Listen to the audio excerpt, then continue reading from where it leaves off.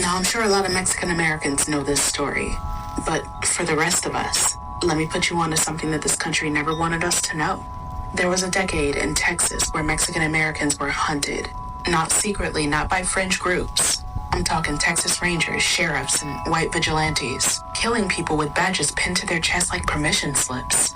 And this period has a name: La Matanza, the massacre, 1910 to 1920. And the only reason you didn't learn about it in school is because Texas made sure you never did. So how did this all start? Let me tell you. Texas was in a panic. The Mexican Revolution was happening right across the border, and white ranchers were afraid that the land that they had stolen might not stay stolen. So the state did what America always does when it wants to justify violence. It manufactured a threat. Mexicans are dangerous. Mexicans are bandits. Mexicans are rebels. Mexicans are spies. And once you label an entire group as a threat, you've already written the permission slip for violence. That's when the killings began. Door-to-door raids, kidnappings, interrogations, shootings without trial. Some people were murdered crossing the wrong patch of road. Some were murdered just for being Mexican in the wrong town.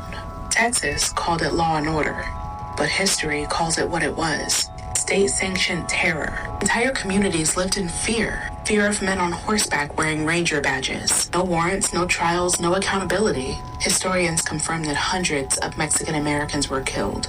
And the real number may reach into the thousands, because most of those deaths weren't documented. Families were scared to ask questions. Bodies were dumped in the Rio Grande. Names went unrecorded. And witnesses stayed silent to stay alive. The Rangers carried out lynchings, public shootings, and executions without trial, all under the banner of protection. This wasn't a riot, it wasn't a conflict, it was a purge.